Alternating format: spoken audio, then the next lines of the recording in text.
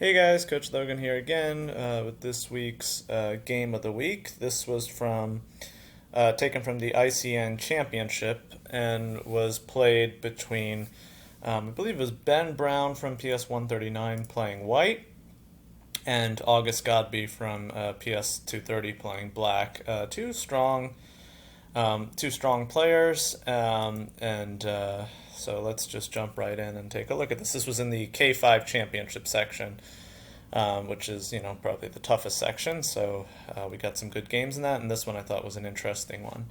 All right, so Ben was playing white, and he opened with D4, D5 from August, Bishop F4. The London system tends to be kind of an annoyingly persistently popular line at the scholastic level. I don't know. I guess it's somewhat simple to learn, and there is depth to it. You can learn the London at a deep level, so it's an interesting opening.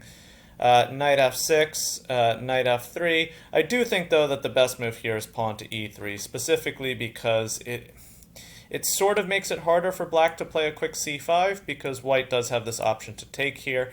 And it's not actually always so easy for black to win his pawn back in a convenient way. I mean, he can win it back with something like queen a5 check, but dragging the queen out is not really black's favorite choice. And if something like knight c6, well, after bishop b5 and pawn to e6, well, white can play pawn to b4, and black does go through some struggles to try to win back the pawn. Instead, though, we get knight f3, which now I think black should play c5. It doesn't work nearly as easily for white to hold on to this, for instance, after the pawn takes and say knight c6, or even pawn to e6, both reasonable moves. Here, for instance, white does not have any bishop to b5 options, so basically I think c5 is the best move for black here against knight f3. Instead, August played bishop f5, which is obviously a reasonable move as well. E3, E6, and here Ben played knight b to d2, which is, I was looking at this is one of the more popular options. Other moves include bishop to d3 is of course a good move. And another interesting one, which actually has been played by Magnus Carlsen against Wesley So, and he actually won, was the move pawn to c4, which leads to this interesting line after bishop takes b1, which seems like a weird move here. Black is trading off his active bishop and getting rid of his bishop pair to take white's undeveloped knight on b1, but the whole point is that now after queen takes b1, black has this move bishop to b4 check, which will dislodge the white king. I guess here white could play rook takes b1, but now, bishop b4 check would also be annoying because it's not so easy to find a good square for this king. It's not so easy to find a good way to get out of the check on the king. For instance, if knight to d2, well, I'll give the audience a chance to find it, but what should black play here? Yeah, knight to e4 looks pretty strong. I don't know what white plans to do about the pin on his knight. So instead, queen takes b1, the point being after bishop b4 check, white can play king to d1, rather than, in the other position, if rook takes b1, bishop b4 check, I mean, king to e2 just seems very inconvenient. You're blocking the bishop. Instead, after queen takes b1, king d1 is obviously not our favorite move to play, but we're not actually blocking anything. And while white's king is somewhat out of play here, or somewhat caught in the center, it's not so easy for black to open up the center, and white does have a bishop here, and also black's bishop could find itself marooned over here on b4. For instance, if white at some point gets like c5 in, then black will have to be very careful about moves like a3 and b4 trapping the bishop. I think in the game with Carlsen and So, it went bishop back to d6, so just immediately decided to bring the bishop on the right side of white's pawn chain. We got bishop g5, h6, and then trade, takes, and then another interesting move from Magnus, e4, which again seems very counterintuitive. Here white is opening the center while his king is on d1, but it actually does prevent black from castling because of pawn to e5, which would win material. I'm not going to play through that whole game, but it was an interesting game. Magnus did end up winning it, so it's worth taking a look at. Instead of c4, though, Ben played knight b to d2, which, if you learn the London as like kind of just a system where you learn the ideas and don't go too deep into theory, it makes some sense. Generally, White ends up putting his pawns in kind of the pawn triangle in the center, the knight on d2, the knight on f3, the bishop on f4, and preferably this bishop on d3, although here that's going to be hard, so Ben does something different. We get c3, knight c6, and then bishop to b5, pinning the knight. Rook c8 from August, defending. Knight e5, putting pressure on the knight on c6, but I mean he's able to defend it with queen b6. So far I think August has played pretty well. It's not like Ben has played badly. I just think Black's position makes a lot of sense. Black has sort of the the lever controlling when and how the center will open or whether it will close if he plays c4. So I think Black's position looks very reasonable. Especially after knight takes c6. Here, White played pawn takes c6, which I just want to point out, you might at first think like, oh, can he go grabbing this bishop? And now, he has a bishop pair, and it's going to be somewhat hard for White to castle. But unfortunately, knight takes a7, forks the rook and the queen. So instead, we got b takes c6. The double pawns are no concern for Black here. Black just has a large mass of pawns in the center, which is good. And now after bishop to a4, we see one of the drawbacks of the London for White, which is if you develop your queen's bishop, then you're neglecting your b2 pawn, and so August ends up just winning that pawn. So Black is better here. Black is definitely in an advantageous position.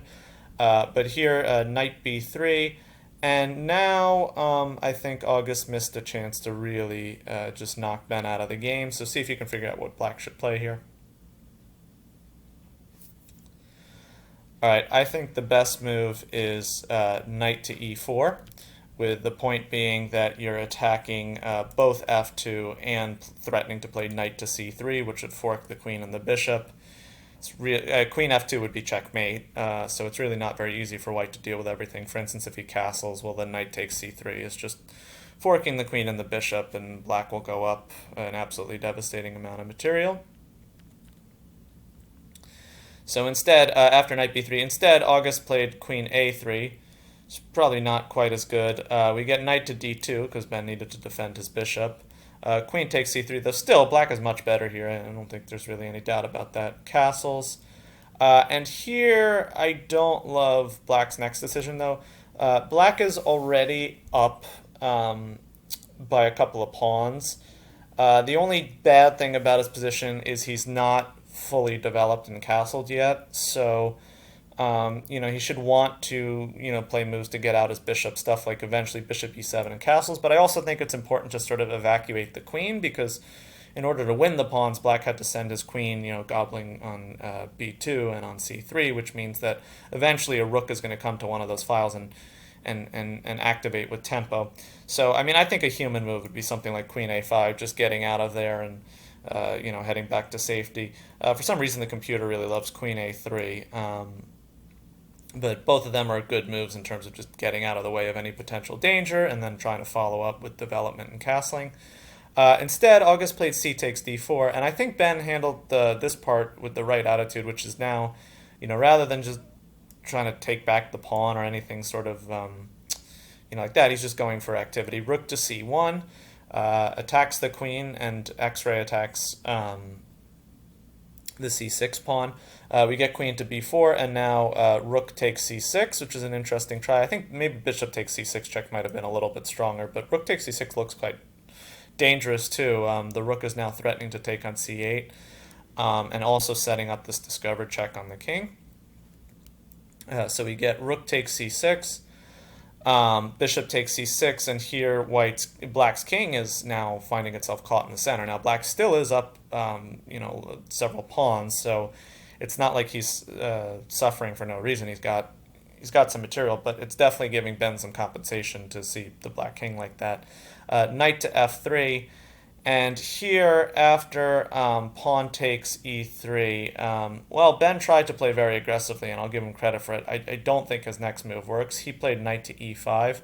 Um, I think, now I'm blanking. Let me just see what the computer liked here. But I think he's actually doing okay here, but I think instead he needed to, yeah, just something like recapturing the pawn. After something like, all right, the computer seemed to like either bishop takes e3 or f takes e3. They still prefer black's position, but after something like bishop takes e3, okay, the computer will like the material, but again, I gotta say, from a human perspective, if you're sitting and looking at, okay, black is up 2 pawns, but if you're sitting and looking at your king on d8 and white's bishop swarming, and they could take this pawn on a7, or this looks quite dangerous. Potentially knight to e5 coming in, eventually a rook to c1. This could really be a It's not like black is just walking home with his extra pawns. He has to be very, very careful. Ben went for an even more aggressive continuation. Unfortunately, I don't think it works. He played knight e5, but this shouldn't work. Black played e takes f2 check, which is fine enough. It actually is still winning. Although I think the simplest would just be queen takes f4. Just get rid of that dark squared bishop. You're winning a piece. You're kicking the knight. White could go knight takes f7 check, but after king e7 and taking, well, I mean, black has two minor pieces for the rook and the pawn, but also, sorry, so after, let's see here, okay, then they seem to really like knight to g4. After knight to g4, okay, that makes sense, because now you're threatening queen takes h2 check, and if something like pawn to g3, well, now f2 is hanging, so either e takes f2 check looks really strong. After, say, I don't know, king h1, bishop to e4 should just be over. So, yeah, okay, so I mean, I guess I can understand he was a little bit nervous about maybe the knight taking on f7, but even if you don't see all of that, after just something like queen takes f4, knight takes f7, even if you don't see a clean win at this point, black has two minor pieces and 1, 2, 3, 4, 5, 6 pawns to white's 4. It's much better for black. White's attack has also fizzled significantly. Okay, so instead we had knight e5, e takes f2 check, rook takes f2, and then once again black had another chance to win the game. So I'll give you a chance to find it. Okay, pause your videos if you want more time, but black could play bishop c5 and this rook is pinned, and yeah, again, white can go knight takes f7, but after king e7, well, I guess black could take this right away, but probably even stronger would be some sort of way to put pressure on this. Okay, actually, queen takes f4 is just over, and queen takes f4, you're taking the piece and you're putting pressure on the rook, and this black is just managing to develop all his pieces now and has a material advantage and is starting to simplify. Instead, after rook takes f2, black, I think, got overly worried about knight takes f7 and played bishop to g6, and here Ben found a very nice tactic to get an advantage, and then it eventually won him the game. So see if you can figure out what white should play here. Okay, keep your video paused if you want more time, but white played bishop takes d5, which is a very nice clearance tactic. The point is he's clearing the c6 square because knight to c6 is a massive threat. Black is under a huge amount of pressure right now and absolutely needs to find the move queen to b1, which would get the queen out of the way of the fork and pin the white queen. Still, after queen takes b1, bishop takes, and knight takes f7, white finds himself up in exchange for a pawn. Now, white's knight is sort of trapped on h8, but it's not so easy for black to get at it, and white's rook is going to be quite active with stuff like rook b2 attacking the bishop and swinging around the queen side. It's not going to be so easy for black to just come and win the knight, so white should be better. Still, that would have been better than what happened in the game. Instead, black just played bishop d6, I think, to cover up the discovered attacks, but this just kind of missed the point, which is knight to c6, which forks the king and the queen and ends up winning the game. So a very nice win from Ben. Very interesting game from both players. Good job to Ben and August. See you guys next video.